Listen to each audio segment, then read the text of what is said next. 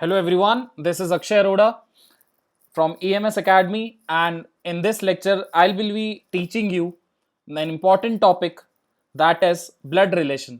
So जो भी students NTSC, NSO, NSTSC, IMO इनके लिए प्रिपेयर कर रहे हैं जहाँ पे मेंटल एबिलिटी का सेक्शन आता है, तो वहाँ पे ये वाला टॉपिक बहुत ही ज़्यादा इंपॉर्टेंट है। और ब्लड रिलेशन कंप्राइजेज ऑफ 2 और 3 क्वेश्चंस, लगभग 2 से 3 क्वेश्चंस आते हैं ब्लड रिलेशंस के। तो इसलिए ये बहुत ज़्यादा इंपॉर्टेंट टॉपिक है मैथ सेक्शन में। तो अगर आप ओलंपियाड देंगे और उस ओलंपियाड में मेंटल एबिलिटी का सेक्शन इंक्लूडेड होगा सिलेबस में, तो वहाँ पे ब्लड रिलेशंस के लगभग मिनिमम आपको 2-3 क्वेश्चंस ज़रूर मिलेंगे। तो ब्लड रिलेशंस को सीखने का तरीका होगा यूजिंग ट्री डायग्राम।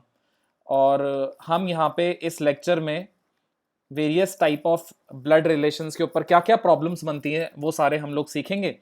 और ब्लड रिलेशंस पे कैसे कैसे क्वेश्चंस बन सकते हैं, किस किस टाइप की प्रॉब्लम्स बन सकती है, वो सारी इस लेक्चर में हम सीखने वाले हैं। तो ये ब्लड रिलेशन की सीरीज लगभग 2 लेक्चर्स तक चलेगी, जिसमें से पहला लेक्चर आप ये देख रहे हैं। तो सबसे पहले हम डिस्कस करते हैं ब्लड रिलेशंस में नोटेशंस को। तो नोटेशंस में सबसे पहले पहली नोटेशन जो है दैट विल बी मेल। तो मेल का डिनोशन कैसे किया जाएगा? तो फॉर एग्जांपल जैसे आपके सामने एक पिक्चर बनी हुई है और एक ये मेल की है, तो मेल को डिनोट करेंगे हमेशा हम पॉजिटिव साइन के साथ। So male is denoted with a sign of plus. Next, second denotation is of the female. अब जैसे आपके सामने फीमेल की एक वैक्टर बना हुआ है, एक पिक्चर बनी हुई है, तो फीमेल को डिनोट करने का तरीका होगा, और या फीमेल को नोटेट करने का तरीका होगा यूजिंग नेगेटिव साइन। सो मेल के लिए हम यूज करेंगे प्लस साइन और फीमेल के लिए हम यूज करेंगे माइनस साइन। आगे बढ़ते हैं। थर्ड नोटेशन जो हम डिस्कस करेंगे that is A is father of B. तो A is father of B का मतलब क्या होगा कि ए पापा हैं किसके, या पिताजी हैं किसके, बी के। अब ऐसा हो सकता है कि बी बॉय भी हो सकता है, या बी मेल भी हो सकता है, और बी फीमेल भी हो सकता है, लेकिन ए का कंफर्म है क्योंकि ए पिताजी हैं या ए पापा हैं, फादर हैं बी के, तो ए वुड बी मेल। तो इसको डिनोट करने का तरीका क्या होगा? जो मेल होंगे उनके साथ हम नोटेशन यूज करेंगे plus sign, as I discuss before. और A is a father of B, तो हम यहां पे वर्टिकल लाइन का यूज में लेंगे और यहां लिख देंगे बी। तो इसका मतलब ये हुआ कि ए और बी के बीच में कोई जनरेशन गैप है, हाँ, पिता और बेटे का। So for generation gap, vertical line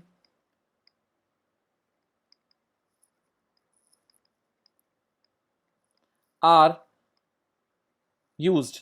जब भी जनरेशन गैप की बात आएगी तो vertical lines would be used. Next notation हम डिनोट कर रहे हैं। अच्छा, बी के ऊपर हमने ना तो प्लस लगाया ना माइनस लगाया, क्योंकि बी के बारे में नहीं पता। बी सन भी हो सकता है और बी डॉटर भी हो सकता है, लेकिन ए के लिए कंफर्म था, ए पिता है, तो इसका मतलब ए इज अ मेल, इसलिए ए के लिए हमने यूज करा plus sign. Now the fourth notation is A is son of B. अब A is son of B का मतलब यह हुआ कि ए बेटा है बी का। ऐसा हो सकता है कि बी मम्मी भी हो सकती हैं और बी पापा भी हो सकते हैं, तो B can be a male, B can be a female, लेकिन ए इज अ सन, तो ए इज मेल। अच्छा, जनरेशन गैप है दोनों के बीच में, जनरेशन गैप है तो वी यूज वर्टिकल लाइंस। तो इसको कैसे डिनोट करेंगे? इसको डिनोट करने का तरीका होगा A is a son of B, that means B ऊपर आएगा और नीचे आएगा ए। अब ए क्योंकि सन है तो we'll use plus sign. Plus sign male के लिए यूज करते हैं हम, और वर्टिकल लाइंस इसलिए यूज करते हैं क्योंकि जनरेशन गैप डिनोट करना होता है। तो A is a son of B इस तरीके से डिनोट किया जाएगा। Now coming to the next point, point number 5, that is A is brother of B. अब A is brother of B, ऐसा भी हो सकता है कि बी लड़का हो तो ए भाई है बी का, और ऐसा भी हो सकता है बी एक लड़की हो और ए भाई है बी का, लेकिन ए के लिए कंफर्म है कि A will be male. So यहां पे हम लिखेंगे A will come with a plus sign, और क्योंकि इनके बीच में जनरेशन गैप नहीं है, ये सेम जनरेशन के हैं, भाई बहन है, तो इसका मतलब यहां पे हम यूज करेंगे हॉरिजॉन्टल लाइन। तो A is a brother of B में यूज करेंगे हम हॉरिजॉन्टल लाइंस, और यहां पे मैं डिनोट भी कर देता हूं कि ब्रदर और सिस्टर ये दो जब भी आ जाएंगे, सो horizontal lines are used, then horizontal lines are used. So this was the fifth notation. Now coming to the sixth notation, sixth notation पे आ रहे हैं हम, that is A is husband of B। अब A is husband of B में क्या होगा कि A husband है B का, तो यहां पे ये फिक्स हो गया। क्या फिक्स हो गया कि B तो होगी वाइफ एंड A है हस्बैंड, तो A तो होगा मेल एंड B होगी फीमेल। तो A के साथ डिनोट करेंगे हम प्लस साइन और B के साथ डिनोट करेंगे हम माइनस साइन, क्योंकि फीमेल है तो माइनस साइन। अब क्योंकि ब्रदर सिस्टर तो है नहीं है, हस्बैंड वाइफ है, तो हस्बैंड वाइफ का डिनोशन होगा डबल इंप्लाइज से। तो डबल इंप्लाइज में क्या होगा, डबल एरो आएगा, टू हेडेड एरो आएगा। तो हम ऐसा लिख सकते हैं कि हस्बैंड वाइफ रिलेशन के लिए double headed arrow will be used. So most important point है कि हस्बैंड वाइफ रिलेशन के लिए डबल हेडेड एरो यूज होगा। Now coming to the next notation, that is seventh point, और सेवेंथ पॉइंट में A is grandfather of B. A is grandfather of B में यहां पे ऐसा होगा कि ए ग्रैंडफादर है, मतलब दादाजी हैं किसके, बी के। अच्छा, बी मेल भी हो सकता है, बी फीमेल भी हो सकता है, तो नो कमेंट्स। लेकिन ग्रैंडफादर है, इसका मतलब ये हुआ, ग्रैंडफादर का मतलब होता है पिताजी के पिताजी, पापा के पापा। तो इसका मतलब ये हुआ कि ए अगर ग्रैंडफादर है तो इसका मतलब ए के साथ आएगा पॉजिटिव सिंबल क्योंकि मेल है, और यहां पे पापा जो होंगे बी के वो भी आएंगे पॉजिटिव, और उसके नीचे लिखा होगा बी, क्योंकि ऐसा है कि A is a father of B. तो बी हो सकता है मेल हो, बी हो सकता है फीमेल हो, लेकिन बी के पापा, इसलिए मैंने प्लस साइन यूज करा, और उनके पापा ए होंगे, तो A will be a male. तो यहां पे हम इस तरीके से डिनोट करेंगे A is a grandfather of B को। Now coming to the next notation, eighth point.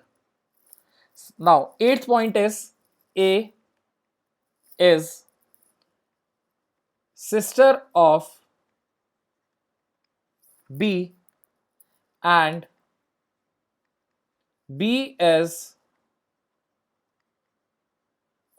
brother of C।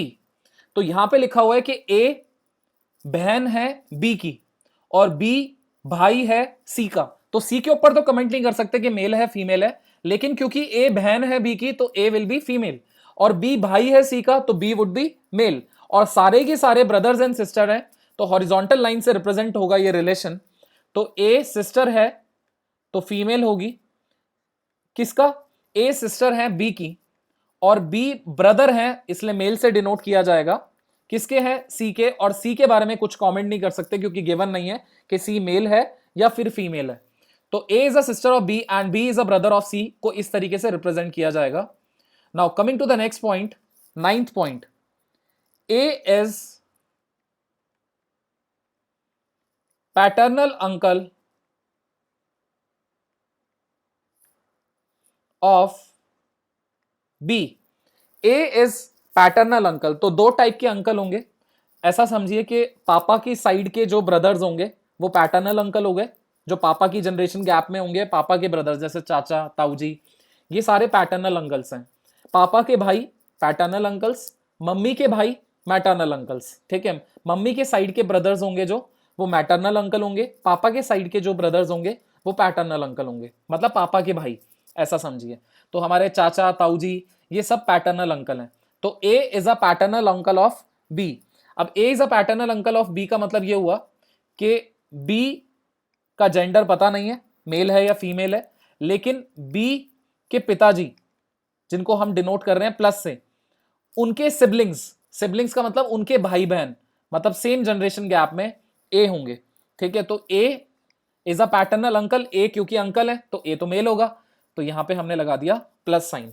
A is a paternal uncle of B का मतलब ये हुआ ए चाचा जी हैं ताऊ जी हैं किसके, बी के, और चाचा ताऊ का मतलब ये हुआ पापा के भाई, तो बी के पिताजी मतलब प्लस साइन से डिनोट करा, मतलब this would be father of B. यहां पे मैं डिनोट कर रहा हूं फादर ऑफ बी, और उनके ब्रदर्स वो ए है, और ए को हमने डिनोट करा प्लस साइन के साथ क्योंकि यहां पे अंकल गिवन है, इस वजह से ए के लिए हमने मेल यूज करा। आई होप ये सारे नोटेशंस आपको बिल्कुल अच्छे से क्लियर हो गए। Now we are moving to the next concept, that is some important relations. Now some important relations में सबसे पहला रिलेशन हम डिस्कस कर रहे हैं, that would be relations related to father। so relations related to father में एक term use होगी पैटर्नल, जैसे अभी पैटर्नल अंकल यूज हुआ था, तो रिलेशंस जो भी फादर से रिलेटेड होंगे उनके लिए यूज होगा paternal. Now second, relations related to mother, and relations related to mother में यूज होगा term maternal. As I discuss before, mummy की साइड के लिए मैटर्नल, पापा की साइड के लिए paternal. Now the third point, father's father और मदर्स फादर। इसका मतलब ये हुआ कि पापा के पापा या मम्मी के पापा, ठीक है, या फिर दादाजी या नाना जी अगर हिंदी में हम बोलें, so they both will be denoted as grandfather. Hindi में तो हम दादा और नाना अलग अलग बोलते हैं, लेकिन इंग्लिश में एक ही टर्म यूज करेंगे, चाहे मम्मी के पापा हो चाहे पापा के पापा हो, दोनों के लिए हम यूज करेंगे grand father. Now fourth point, fathers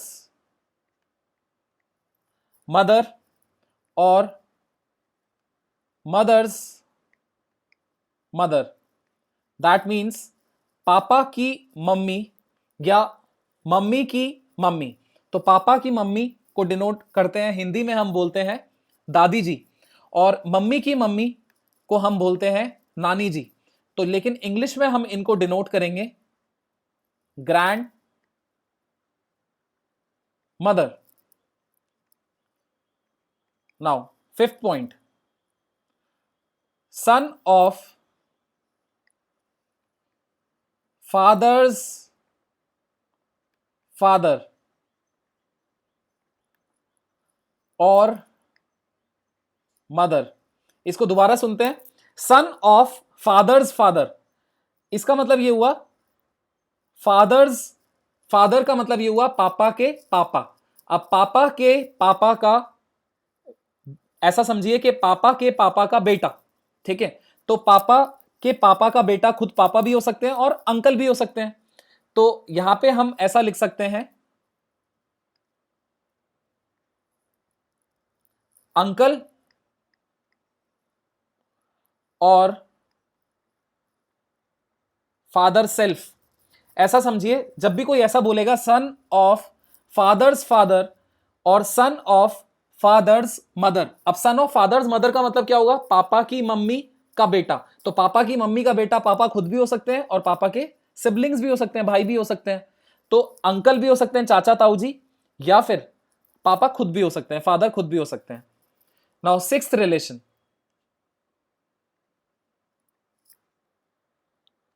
daughter of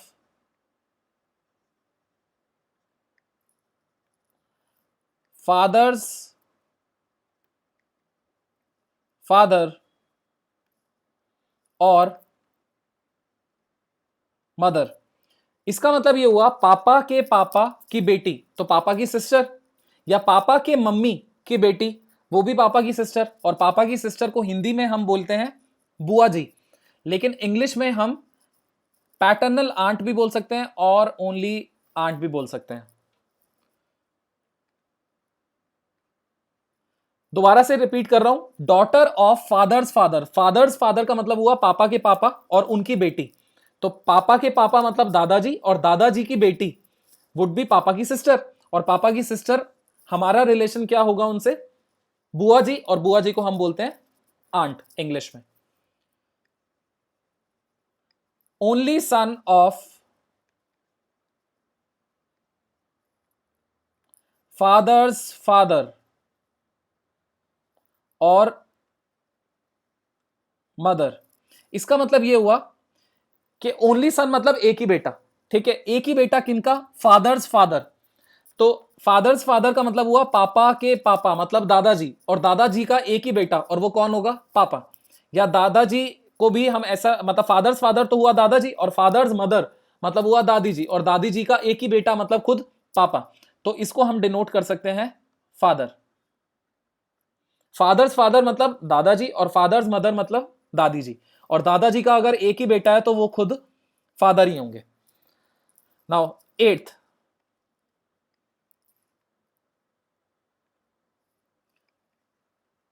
brothers और सिस्टर्स डॉटर। भाई या फिर बहन की बेटी। तो भाई या फिर बहन की बेटी, जैसे भाई की बेटी अगर होगी तो उसे हम बोलते हैं भतीजी हिंदी में, और बहन की बेटी होगी तो उसे हम बोलते हैं भांजी। तो यहां पे अगर भाई की बेटी है या फिर बहन की बेटी है, उनके लिए दोनों के लिए हम इंग्लिश में डिनोट करते हैं नीस। मतलब भतीजी और भांजी दोनों इंग्लिश में एक ही टर्मिनोलॉजी यूज होगी, नीस। Next point, brothers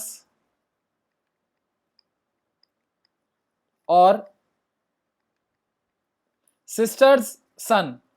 that means भाई का बेटा भतीजा, या बहन की बेटी या बहन का बेटा भांजा, दोनों के लिए हम एक ही टर्मिनोलॉजी यूज करते हैं, दैट इज नेफ्यू।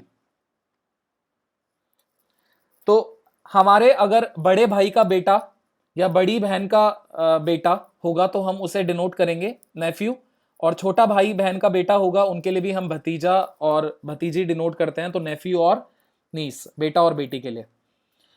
नेक्स्ट, कहीं भी अगर ऐसा लिखा आता है फादर्स सन, अगर फादर सन लिखा आता है इसका मतलब हुआ पापा का बेटा। अब पापा का बेटा जो बोल रहा है ऐसा, वो खुद भी हो सकता है, मतलब सन खुद भी हो सकता है, या फिर उसके ब्रदर्स भी हो सकते हैं। तो इसका मतलब ये हुआ फादर सन में सेल्फ खुद भी इंसान हो सकता है, या फिर उनके ब्रदर भी हो सकते हैं। सन है ना, इसलिए ब्रदर, अगर डॉटर आएगा तो सिस्टर। नेक्स्ट, अंकल्स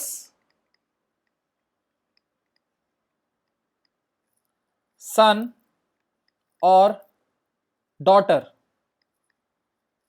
अंकल सन और डॉटर मतलब ये हुआ पापा की साइड के, मतलब चाचा ताऊ जी, या मम्मी के साइड के मामा जी, मम्मी के ब्रदर्स या पापा के ब्रदर्स। जो भी अंकल्स होते हैं फैमिली में, पैटर्नल अंकल और मैटर्नल अंकल, उनके बेटा या बेटी वो होंगे कजन्स। ब्रदर सिस्टर होंगे लेकिन cousin, cousin brother, cousin sister, इस टाइप से डिनोट करेंगे। नेक्स्ट, हस्बैंड और वाइफ एज अ कॉमन अगर डिनोट करना है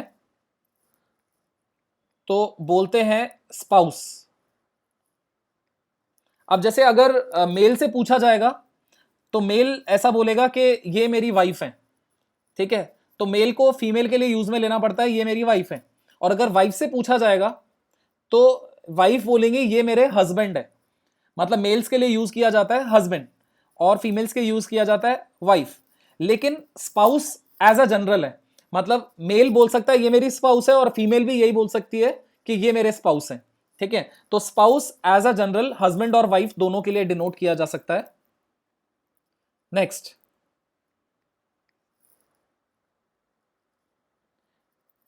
वाइफ्स और हस्बैंड्स फादर, मतलब ऐसा समझो हिंदी में इसको बोलेंगे ससुर जी।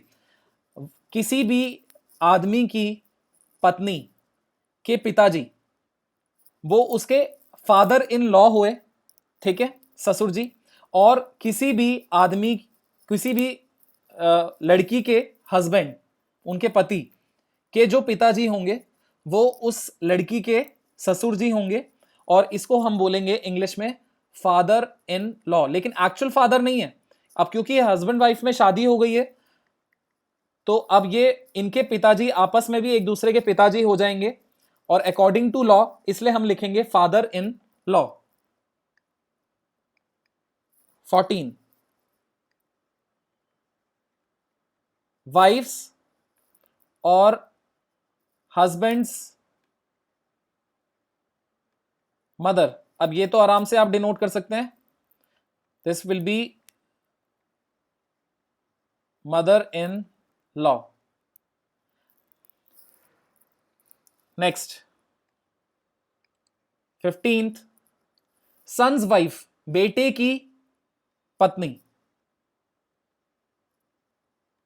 कभी भी ऐसी टर्म आती है सन्स वाइफ, तो वो भी माता पिता के लिए तो वो भी बेटी है, मतलब बेटे की वाइफ, उनके बेटे की वाइफ भी माता पिता के लिए बेटी ही होगी, लेकिन एक्चुअल बायोलॉजिकल बेटी नहीं है। सो उनके लिए लिखते हैं हम daughter in law. Daughter in law, son's wife के लिए यूज करते हैं daughter in law. Next, husband of sister, बहन का पति। तो हस्बैंड ऑफ सिस्टर या बहन का हस्बैंड, ठीक है, तो उसे हम डिनोट करेंगे brother in law. Next, wife of brother, भाई की पत्नी, जिनको हिंदी में बोलते हैं भाभी, तो इसको लिए यूज करते हैं हम सिस्टर इन लॉ। और हस्बैंड ऑफ सिस्टर को हम हिंदी में बोलते हैं जिया जी, तो जिया जी के लिए हम यूज करते हैं ब्रदर इन लॉ, और भाभी के लिए यूज करते हैं हम सिस्टर इन लॉ। तो these all are the some important relations, और ये ब्लड रिलेशंस के क्वेश्चंस करने से पहले आपको इन रिलेशंस की नॉलेज होनी चाहिए। तो बेसिकली ब्लड रिलेशंस में क्या क्या क्वेश्चंस बनते हैं, so there are 3 types of questions asked in blood relations. तो बेसिकली 3 टाइप के क्वेश्चंस ब्लड रिलेशंस में पूछे जाते हैं। सबसे पहला टाइप, टाइप 1, पजल फॉर्म, जो कि हम इस लेक्चर में सीखेंगे पजल फॉर्म से related question. Type 2, pointing form. Pointing form में जैसे एक तस्वीर लगी हुई है और या फिर कोई सामने फीमेल है या कोई मेल है, उनको पॉइंट करते हुए बोला जाता है कि ये तस्वीर में जो लेडी है ये मेरे भाई की वाइफ है, और इस तरीके से कोई ना कोई एक लैंग्वेज गिवन होती है, उससे एक रिलेशनशिप डेवलप करना होता है। And the third one is coded form. तो ये 3 टाइप की प्रॉब्लम्स डिस्कस की जाती हैं ब्लड रिलेशन पे, जिस पे सबसे पहला टाइप है पजल फॉर्म, और इस पजल फॉर्म को इस लेक्चर में डिस्कस करते हैं। तो एक क्वेश्चन से डिस्कस करेंगे तो ज्यादा अच्छे से आपको समझ में आएगा। So the question is, in a family, आप साथ साथ नोट्स बनाते जाइएगा। A is husband of B, C is son of A, D is daughter of B, F is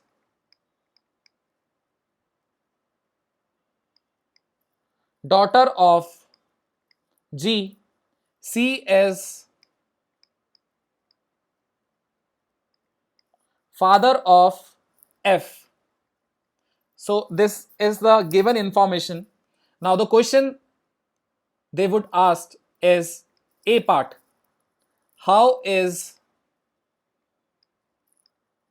A related to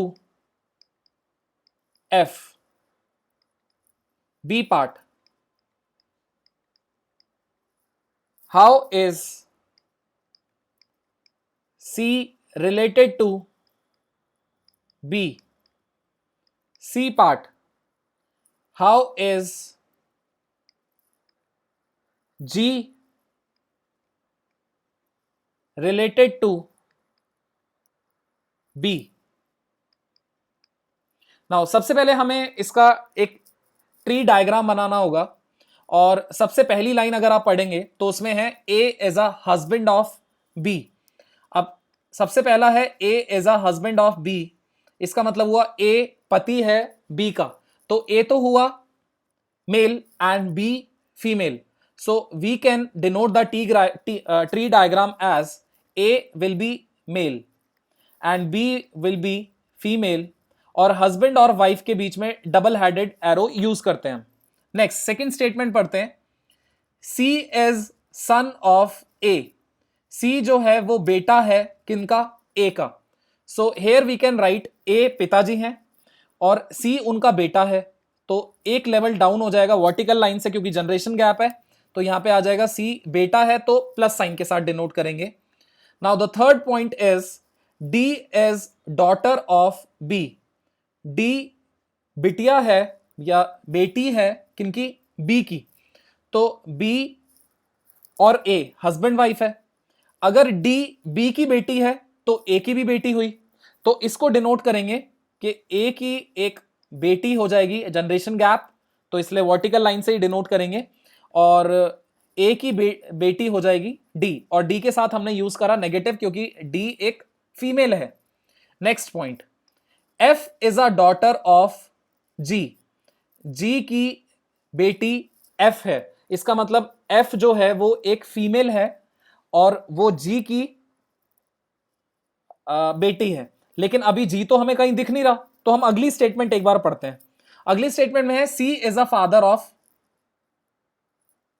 F, C is a father of F, इसका मतलब यह हुआ कि C पिताजी हैं किनके? F के, तो C मेल है, और किनके पिताजी हैं? F के, तो इसका मतलब यहां पे हमने लिख दिया F, एक जनरेशन गैप आ गया, C पापा हैं F के, और F क्योंकि फीमेल थी, क्योंकि F डॉटर है किनकी? G की, तो हम यहां पे डिनोट कर देते हैं F एक फीमेल है और F is a daughter of G। अब F डॉटर है ऐसा समझो C की भी, और F डॉटर है G की भी, तो C और G आपस में हस्बैंड वाइफ है।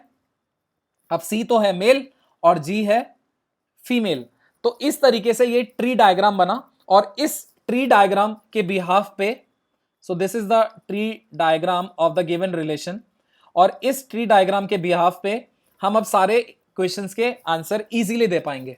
For example, how is A related to F? A और F में रिलेशन क्या है कि F एक लड़की है, उसके पापा सी हैं और उनके भी पापा ए हैं, तो ए जो है वो ग्रैंडफादर है एफ के, ऐसा लिख सकते हैं, A is a grandfather of F, तो F is a grandson of या ग्रैंड डॉटर ऑफ ए। तो लेकिन इन्होंने बोला how is A related to F, तो आपको ऐसा लिखना होगा A is grandfather of F, तो यहां पे हम डिनोट करेंगे ग्रैंडफादर। देखो इन दोनों क्वेश्चंस के आंसर सेम नहीं होते, how is F related to A और how is A related to F, ये दोनों अलग अलग क्वेश्चंस हैं। अगर आता है ऐसा how is F related to A, तो F is a granddaughter of A, और how is A related to F, A is a grandfather of F. I hope this is clear to you. How is C related to B, C और B के बीच में क्या रिश्ता है, तो सी के पिताजी ए हैं और ए की वाइफ बी है, तो सी की मम्मी बी हो गई, ऐसा समझो, ठीक है। तो how is C related to B, तो सी बेटा है किनका, बी का, तो यहां पे हम लिख सकते हैं C is a son of B, क्योंकि सी मेल है इसलिए सन यूज कर रहे हैं, अगर सी फीमेल होता तो C is a daughter of B, तो ऐसे यूज करते हैं। Now how is G related to B, G का रिलेशन बी के साथ कैसा है, तो सी की जो वाइफ है, और सी एक्चुअल में बी का सन है, ठीक है, C is a son of B और सी की वाइफ है जी, तो यहां पे हम लिख सकते हैं बेटे की पत्नी, so it will be daughter in law, so G is a daughter in law of B. So in this type you need to solve various relation problems by making the tree diagram. I hope this illustration is very much clear to you. और इस type के बहुत सारे illustrations हम upcoming lecture में करेंगे। So this was the first lecture और अगला जो लेक्चर होगा उसमें illustrations होंगे related to the blood problem. I hope आपको blood relations का कुछ एक जो पहला कॉन्सेप्ट है that is puzzle form, उसका एक थोड़ा सा इंट्रोडक्शन मिला है। So thank you so much students for watching this video. Bye bye, take care.